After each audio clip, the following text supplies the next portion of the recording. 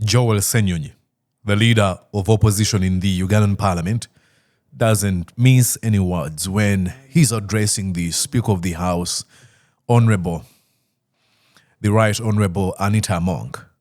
And when we were in Chicago, he was able to look in our eyes and said, I'm not afraid of her. She's corrupt as filling that blank space. But this is what he said, and I had an opportunity of having a conversation with him, which I'm going to be playing you just in a moment. Watch as he addresses the speaker. By this corrupt woman, I don't care to call her corrupt, especially when the camera is there. She's a corrupt woman. Yeah. There's nothing she's going to do to me. Nothing. She wishes there's something she could do to me. There is nothing. But let me make the point as begging. You're watching Mordecai Marissa Political Commentary. Please consider subscribing to help grow Uganda's Voices of Struggle ecosystem. Thank you. Very glad to be here on Mordecai Marissa TV. Hello, my name is Mordecai Marissa, and I'm so glad that you're following me and watching all these conversations I share with you across my social media platforms. Thank you so much. On Facebook, on X or Twitter, or TikTok and Instagram, and on YouTube. We're growing big. We have 11,000 subscribers, and I would encourage you to be part of the Mordecai Marissa community. You want to be part of it. I mean, please, come on. So consider subscribing. And I thank you. I usually change languages. Today I will speak Luganda, and tomorrow I will speak English. It depends on an interview I made or something I'm responding to. Now, in this interview, I spoke to Ssenyonyi, and we spoke in English. So allow me use English and stick around. Do not run away. We didn't use the Shakespeare English. We used plain, simple English. So don't run away. I'm kidding. Anyways, when we were attending the National Unity Platform Convention in Chicago, I had to sit down with a number of people. Just like I played you the interview I had with the President, Robert Chagulanyi Ssentamu, alias Bobby Wine. You saw the interview I had with Alex Waiswa-Mufumbiro, the spokesperson of the National Unity Platform. And then today, you're watching this interview I had with the leader of opposition, Ssenyonyi. He started with appreciating me, and we went, covered a number of areas. You want to watch all this. And on the other side, I'll come and give a commentary on stuff that are going to be discussed in this interview. So please stick around, and if you really enjoy this, make sure that you hit the like button, comment, and at the same time share these conversations if you find them worth sharing with your friends and groups. So enjoy this conversation. The audio is not the best. I mean, there was a lot of noise where we were, but excuse me for that. At least I always bring the best audio. So please excuse me for that, but enjoy the conversation. Just pay attention and everything will be smooth. Watch. Well, thank you so much for keeping your eyes on Mordecai Marissa Live. Again, I do introduce myself, Mordecai Marissa, and I use my platforms to spread further the message of change. We are reporting this live from Chicago, Illinois, in the United States of America, and with me, it is the man who needs no introduction, Ssenyonyi. Yes, sir. The leader of opposition of Uganda. First of all, thank you so much for coming, and I'm so glad seeing you again. I mean, it's been a while. The number one question I want to ask you is, what does these conventions mean? We have cynics and critics who have been laughing at us on social media. What you're doing has no impact, it won't change a thing. What would be your message to them? First, it's good to see you. Thank you. We last touched base in Uganda. Yeah. Before I knew it, you were out on this end. Yeah. But it's good to see you're still focused on the goings on back home. Yeah. It's important. You have a platform, a big platform, which you are using to push for a better country. That's important. That everybody that God has blessed with a platform use it. Use it. I've been seeing famous artists in Uganda called Azawi. Yep. He's been saying, look, as an artist, God has blessed me with this powerful platform. And this I can do is to make use of it and encourage other people who have platforms to push for a better country. And That's a great thing. Anyhow, to your question, the conventions, you see, we have many Ugandans in the diaspora. So many in the US, in Europe, in several other countries that have gone there for one reason or another. It's never a good reason. For some, it's a pecuniary reason, an economic reason. They fail to find a job or they want better, they can only find it abroad. Some, it is medical reasons. You know that they will travel because the medical conditions back home, the healthcare infrastructure cannot really fix the medical challenge, so they've got to go find it elsewhere. Others, it's political, they're being hounded by the regime. So you find many Ugandans out in these countries. So conventions like these ones help to keep them together, bring them together about the goings on back home, for them to share ideas. When we come as leaders from Kampala to connect with them, hear from them, it keeps us neatly together because you guys are not home, but you still want a better Uganda. You are as much of stakeholders as we who are in Uganda are. And so it's important to ensure us for that involvement. Yeah. But recently you made a very famous statement, and it's being thrown, almost used by everyone in Uganda. You said, when you fight corruption, corruption fights back. Now, I want to believe that when corruption fights back, it fights violently. Aren't you afraid of that, of the violence from corruption? No. Why should I be?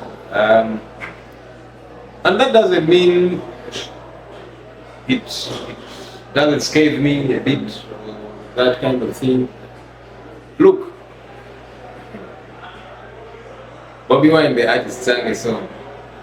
If you stand for the truth, you better be ready to stand alone. That's a very powerful statement.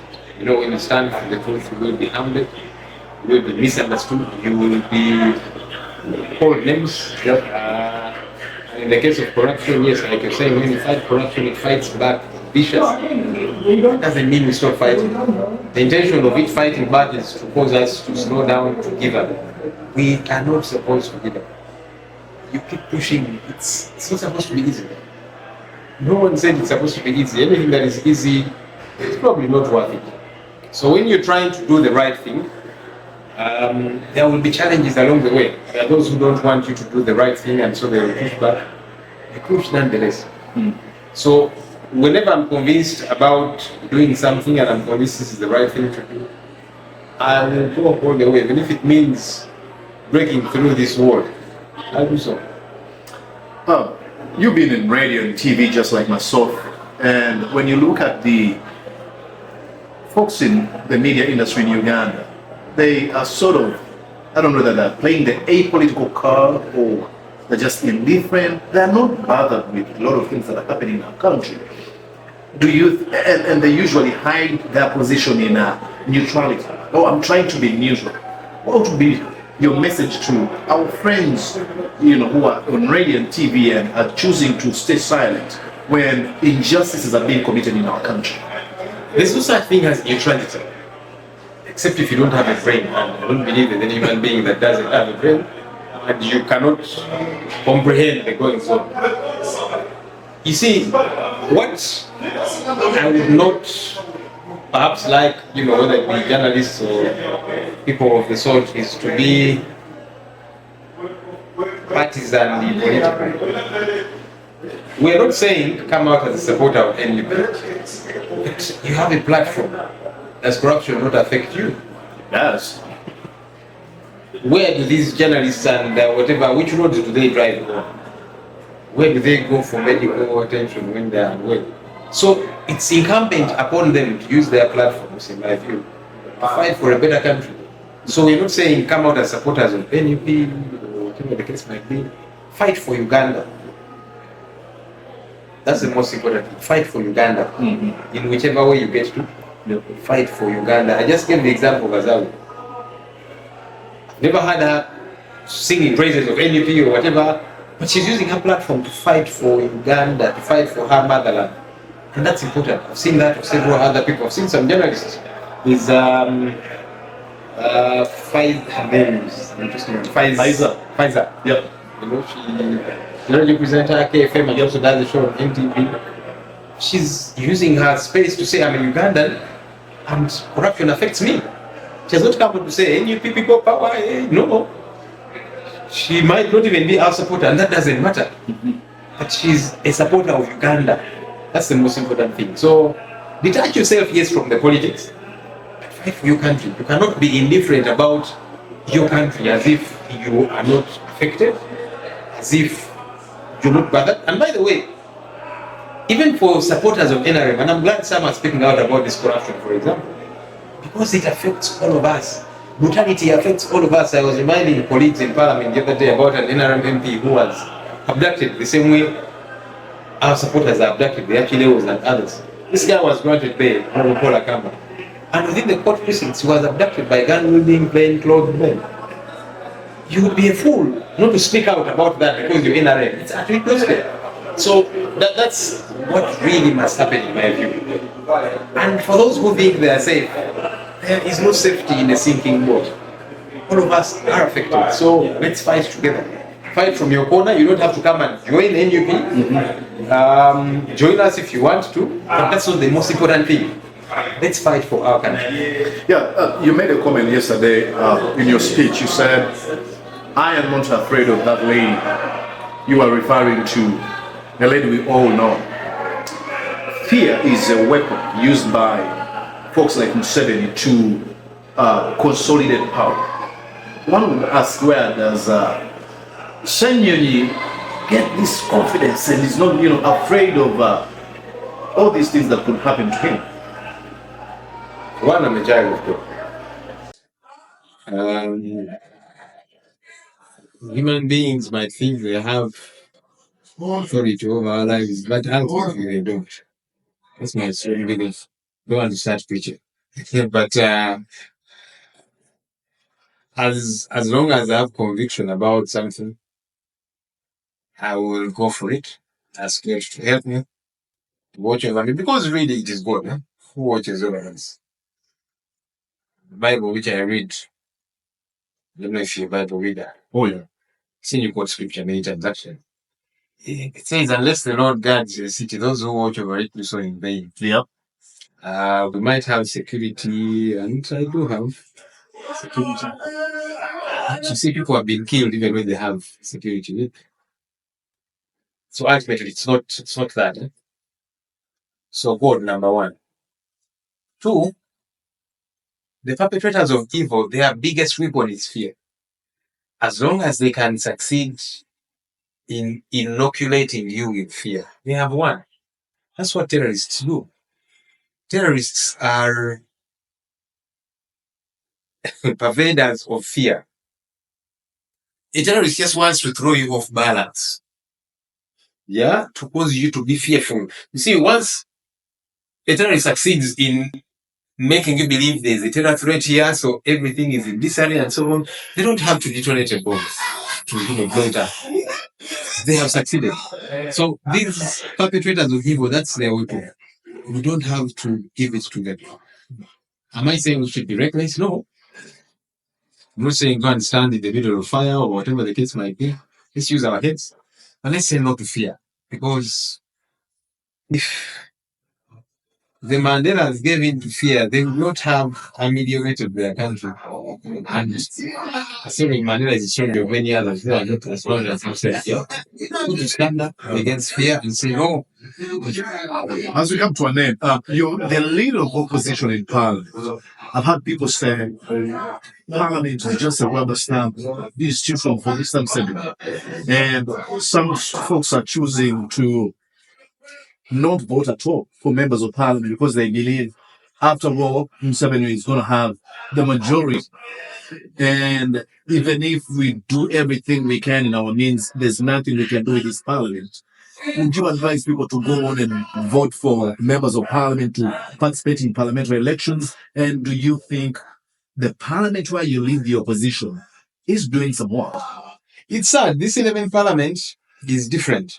I've been in the media. I was in the media for a long time, since 2006. I don't know where you were.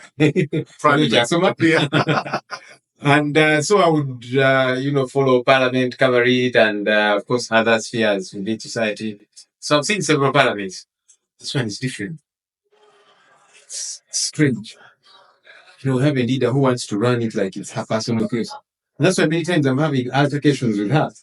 Say, look, you are a leader, but you're not your children. Telling neighbors, shut up. Yeah. You're speaking nonsense. Who are you to tell a fellow leader that? And the things that she's doing, running it like it's her personal enterprise. So some people think whenever I'm having fights with her, I don't know, they're personal. No, they're not personal. It's because I see her do the wrong thing and I don't keep quiet. And I don't care or fear that she will do anything to me. She's a leader like me. So there are numerous challenges with this parliament. And that's why I keep telling colleagues, must speak out, must fight for one, a better legislature, but a better country. You see, parliament is symptomatic of many other sectors in our country. Look at the judiciary.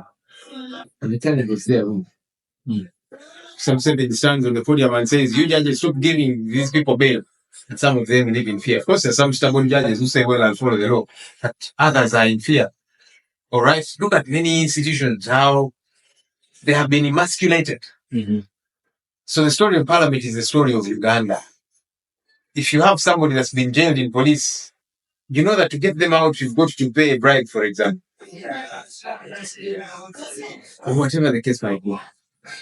And that's why we must fight to regain our country. Yes, challenging as it is, we say we've got to use the platform that we have. Problematic as the 11th Parliament is, I still say I will use it to fight and speak out against evil and expose evil. I'll not throw my hand and say, this Parliament is here. It's very lousy, so let me give up on it. No, let's use that platform, let's use that space to keep fighting. Well, let's be now the question about now that you use Parliament to push for the good agenda. We're headed for 2026 elections. And again, cynics and pessimists and different people, opportunists, if I may, say, look, Besigye and other folks have been trying to also use into an election. They've not done it. The president of the national platform came in 2021. He wasn't able to do it. Why are you wasting time? Why don't you look at other means? Usually, when I ask them, what other means are you referring to? The violent ways that they're not ready to lead us. So the question probably would be, why are you going back to an election? The problem himself might do what he did in the previous election. I come from the Rural Triangle.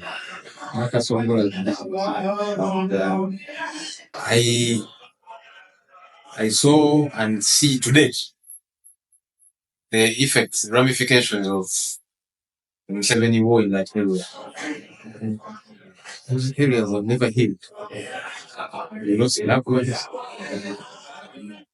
People lost their farms, their houses, their livelihoods, their lives. And so war is never a remedy. It never is. It only creates a lot more problems. So that's why we keep saying we shall use all legitimate means, non-violent means. Does that mean it will be easy? No. But you see, even for war, Museveni was in the bush for how long? But then some people think Museveni started fighting in 1980. That's not true.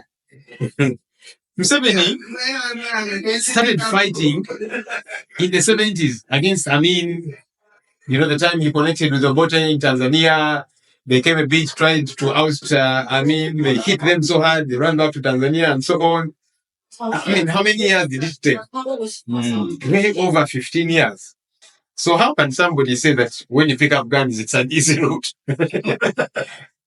Nothing is easy. But you see, even when the violent one is difficult, it messes up the country irreparably at times, yeah? So that's why we advocate for peaceful means of doing this. And so we've got to keep trying. It's not easy. There are challenges, but you don't stop. If the Mandelas had stopped, these guys face challenges. We go through challenges, but these guys, maybe we have not gone anything close to what they want. This guy was in jail for 27 years. more than half of Ugandans are not 27 years of age. In terms of their age, yeah? Yep. But this guy was in jail for 27 years. Battered, detained, others died and so on. But they kept fighting. The slaves in Europe and elsewhere, they put up a fight for years. The civil rights movement in this country, the Martin Luther Kings, some lost their lives, like Martin Luther King. Yep. So nothing is ever easy, but you keep pressing on. Yeah? You keep pressing on. Keep pressing on. I think I will maybe just stop there. When I left mainstream media, I opened up my own TV station, Mordecai Murisa. I see you. You're doing good stuff. So you want to tell these folks to watch Mordecai Murisa's TV? Recommend them. You see, the world in which we live today is different. Yeah. When you and I were still in the mainstream media, social media had not become a big deal yet. Now, media houses, any serious media house today, ought not to be competing against another media house. It should be competing with social media. Yeah. Because by the time the 7 p.m. news comes on or 9 p.m., people already know the news. Yeah. So for them to come and watch you at 7, it must be different. Yep. You're bringing a new angle because people already know what happened during the day. Mm-hmm. They know that people died in Lusanja. They know that people were evicted. That people died in, were evicted in Lubigi, in Kitezi. They already know. So they are watching your news for a bit more content therein, yeah? Yep. So social media is the way to go. We use it a great deal. I see you're using it a great deal to inform, using it as a platform to fight for a better country. So, yes, do watch Mordecai Murisa TV. Thank you so much. Yeah. Yes. You're watching Mordecai Marissa Live. All right. Amazing. Of course, he started with appreciating me and other people that use platforms to spread the message of change, the liberation struggle message, and appreciating people like Azawi. And he went on to talk about the importance of the diaspora. And this is why I want to say thank you so much to our friends who are living in the diaspora. I mean, when we were headed for 2021 election, we had almost a lot of money coming in from the diaspora to help the campaign of Bobi Wine. So thank you so much. But I asked him about the quote he made. He said that, when you fight corruption, it really fights back. And he said it fights viciously and violently. And I'm like, are you not afraid? But he gave a very important and very good response. Says that if, according to Bobi Wine, if you remember this the song, I think it's Bikwase Chagula, and he said, if you stand for the truth, you better be ready to stand alone. Of course, it's going to fight, and the reason as why corruption fights back viciously and violently is to make sure that they silence you. They put you in a state where you're now afraid to speak out against those folks who are perpetrators of corruption. So he says that, yes, they're going to make threats and others might lose their life or their lives, but it's not going to be easy. No one said it's going to be easy. And this is what you have to remember. It's a liberation struggle. People are going to die. I could die, or he could. But says this could be the price we pay to liberate our country. And then I went on to ask him about the journalists who sort of playing the apolitical. They claim, I'm not an activist, I'm not a politician, I won't say anything about corruption. They tend to be indifferent and play the neutral card. I'm neutral. I don't have a side. And he said, there's no such a thing as neutrality except if you don't have a brain. I mean, you can't see a man who has committed no crime being, destroyed, being killed or beaten up. And then you'd be like, oh, I am neutral. I won't say anything. Come on. Unless you don't have a brain. And he believes everyone has a brain. So you can't claim that you're neutral in situations where you need to raise your voice. And he went on to make a very important point here. He said, we're not calling you to join the National Unity Platform. We're not calling you to have the beret, the People Power beret, or to join the People Power movement. We're not telling you go and join the Alliance for National Transformation or FDC or Democratic Party. No. This is a clarion call, a wake-up call to you as a Ugandan. Be concerned about your country. That's what he said. I mean, he went on to ask, what roads do you drive on when you're running your day-to-day business? And what's the state of those roads? The infrastructure of our country? What kind of hospitals do you go for medication or your people? These are questions that you should ask yourself. And you don't have to belong to any political party to have a concern about these things. What kind of schools do you send your children to? These are questions that you should ask yourself. How is the money, what we call taxes, how is it allocated? How is it used? When you ask these questions, you don't become a politician. You become a patriot. You become a concerned citizen. You can still remain as a lawyer, as a journalist, as a teacher, as a trader, as a small business owner, as whatever you're doing. But you can decide to be, you can choose just to be indifferent, apolitical, neutral, unless you don't have a brain. You should be concerned about the affairs of your country. Because in the end, once you transition to the spiritual world, death, your children and your people will remain here. The most important question will be, what did you do when you were here to prepare a better country for them? He went on to say, that she's not afraid of this lady. And I think I'll play you that clip again for you to see. He was giving a speech and said, I'm not afraid. And this is what he was referring to. This entity, Civil Aviation Authority, I saw some folks saying, see that some of these random confused fellows, saying you guys didn't even produce a report. It's even on the Parliament website, the report that we did detailing all the issues we pointed out. Of course, there are other reports we did, like Uganda Airlines, which were thrown out the window by this corrupt woman. I don't care to call her corrupt, especially when the camera is there. She's a corrupt woman. Yeah. There's nothing she's going to do to me. Nothing. She wishes there's something she could do to me. There is nothing. But let me make the point as making. She's corrupt. And why should you be afraid? But he went on to quote the Psalms 127, I think, verse 1. It says, if God doesn't guard the city, the watchmen stand guard in vain. The Baganda say, Katonda bw'atakuuma kibuga, abakuuma bakuumira bwereere. Even those folks who think that probably they are well guarded, we've seen situations where they're killed, murdered in cold blood in Uganda. So, what are you afraid of? But he reminded us not to give in fear, echoing the spirit of folks like Nelson Mandela, who dedicated 27 years of their lives at Robben Island in South Africa.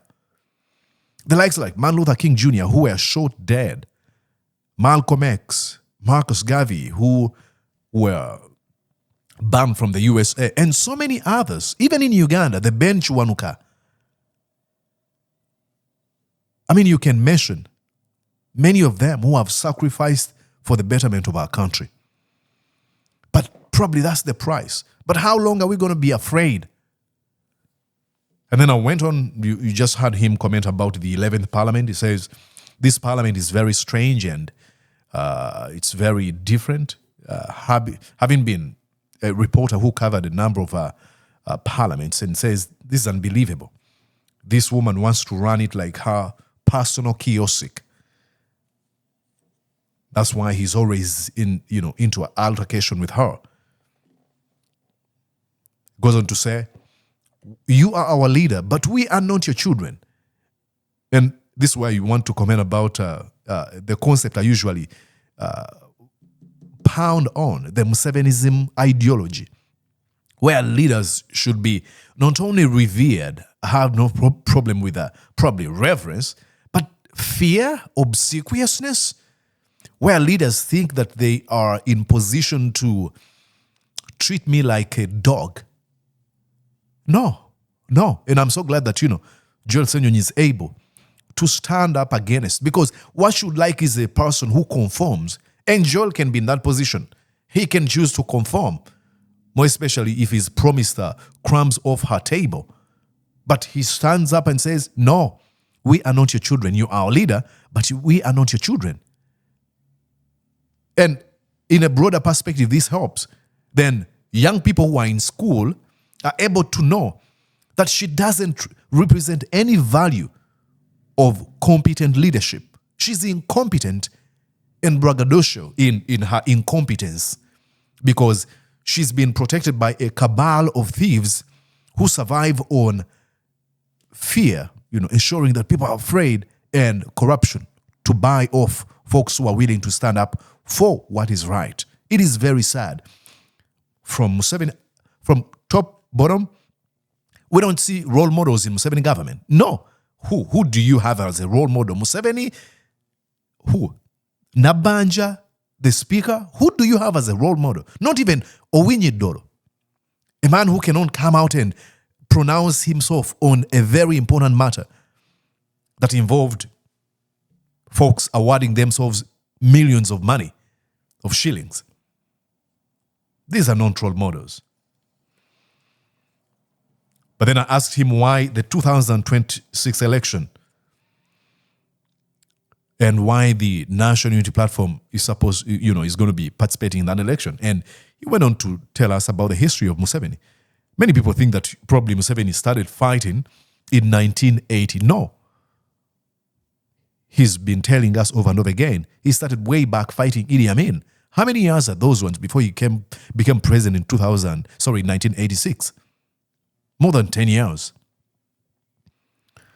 So if there's an opportunity for the NUP to use this election cycle as a way to fight, let them do it.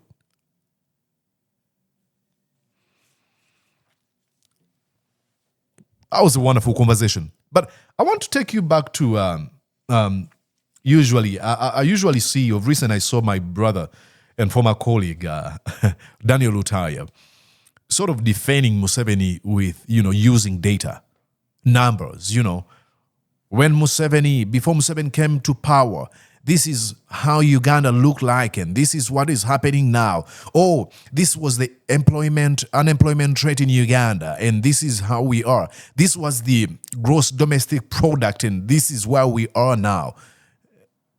And if someone landed from Mars and read Daniel Lutaya's tweet, he would think, oh, Daniel Lutaya makes a very reasonable case or defense for Museveni regime.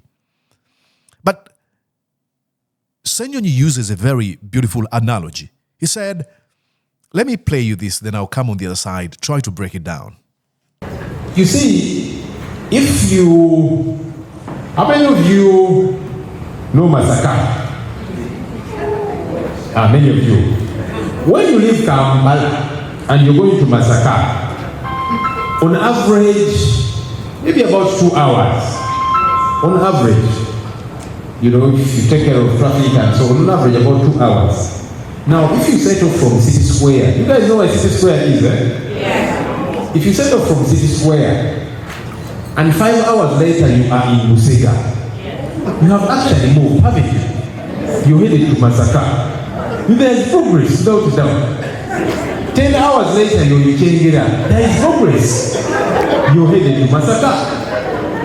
But 10 hours later, this is a 2-hour journey. Now that's what the Musevenis keep talking to us about. You see, our economy has grown when you compare it to 1986. Of course it has grown. But at what rate? Is this where we should be? All right. He said that suppose you're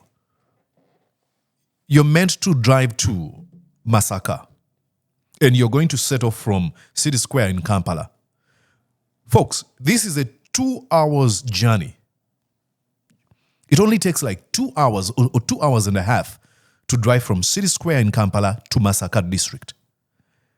And on a day where there's not as much traffic jam, on a day where your car really works well, on a day where you have a competent driver, you'd expect someone to be there in 2 hours or 2 hours and a half, or at maximum 3 hours.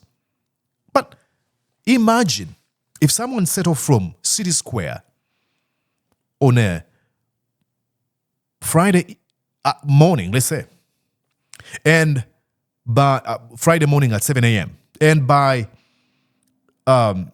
11 a.m. is in Busega. Isn't that progress? Absolutely, it is. You've been able to drive from City Square to Busega in 5 hours. That's really progress. You've been able to at least to move from one point to A to B, from A to B. And then after 10 hours, you're in Chengera. Absolutely, you have made progress from City Square to Busega to Chengera. You've made progress. That's after how many hours? 15 hours. You've made progress. And probably after 2 days, then you are in Masaka.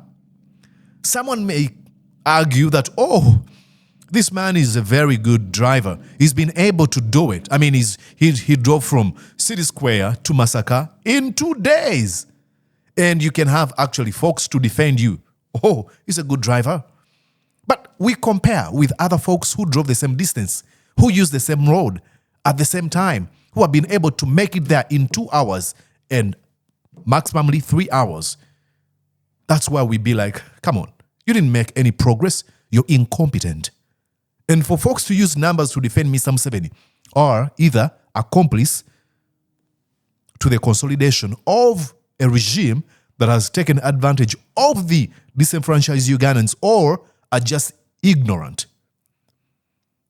I could call it not actually willful ignorance, not ignorant per se, but willful. They just want to be. They ignore other factors so that they defend the regime. I don't know whether this is what my friend Daniel Taya is doing, but when I saw those numbers on his X platform, I'm like, come on, brother. And talking about incompetence,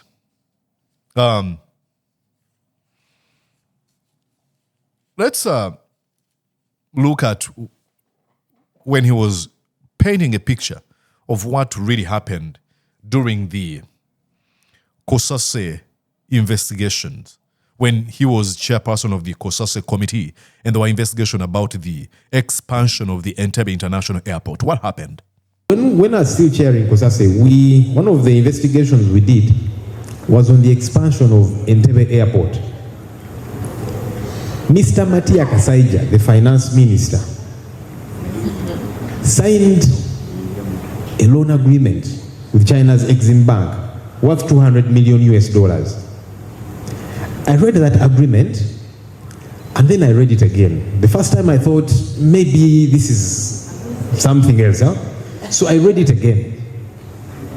And then I invited him to the committee. I said, Chief, did you sign this document? He said, yes. I said, did you read it? He said, yes. Now I said, let me take you through some problematic clauses I see in this loan agreement. One, we, in every sense, it's like we were mortgaging our airport. In every sense. Those are not the words written there. But when you read the detail of it,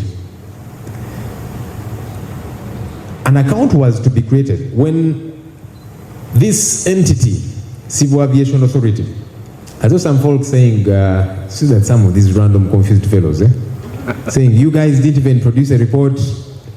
It's even on the Parliament website. The report that we did detailing all the issues we pointed out. Of course, there are other reports we did, like Uganda Airlines, which were thrown out the window by this corrupt woman. I don't care to call her corrupt, especially in the cameras there. She's a corrupt woman. Yeah. There's nothing she's going to do to me. Nothing. She wishes there's something she could do to me. There is nothing. But let me make the point as begging. before I began to think about this very corrupt woman. In this loan agreement, the entity, Civil Aviation Authority, after it has made its budget, it's supposed to send it to China to approve. Yeah, in that agreement. Before they spend any money, after the budget is approved, now each time they have to spend money, China has to first approve. We're talking about a sovereign state. And all of these things are in the agreement, in plain English. You don't have to be, I don't know, a lawyer or whatever to understand the agreement. It's in plain English. Again, one of the clauses therein, if there is a dispute regarding this agreement, there gets to be arbitration. Where? In China. If arbitration fails, you go to court. Where? In China. How do you sign such an agreement? And you are a minister on behalf of a country, and then you say you'll have the country. Either you're corrupt or you're so incompetent you don't know what it is you're doing. So then I asked him again, did you read this agreement? He told me, yes, but my technical people advised me that all was well. I said, but chief, forget about the technical people. You must have them, of course, as a minister. But I said, this is your signature. Because now, some people were telling me, now let's go after the technical people. I said, I'm not going to go after technical people. The man who signed the agreement is here. I said, you are educated up to master's level. Is this kind of agreement okay? Of course, it turned out he had not read this thing properly. Hillary showed you Saida Bumba. She has a master's, I think, in I don't know what. She signed things which she had no idea about. And that's the challenge for many of these contracts. Now, eventually, the Attorney General came and told us the commitment we are giving to the country, especially, actually, that's the time we tabled the report. So, we were tasking government over these things. So he said, I commit on behalf of government, we are not going to default on this loan, we are not going to lose any of our properties. He said, but you see, the loan is already skewed. First of all, the interest rates were very high. And so we have got to deal with this situation. We have got to pay that money, all the unfavorable clauses, to deal with them at our cost, at our children's cost. And so that's the challenge, even with these agreements. Now, how would you describe Matia Kasaija? Be the judge. You realize that he never read this agreement or this contract. Never.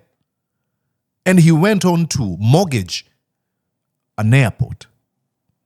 These folks won't be investigated. These folks won't be questioned. These folks won't be fired. They won't be dismissed. Never. Because what consolidates regimes like that of Mr. Museveni? It is not the incompetence of his men.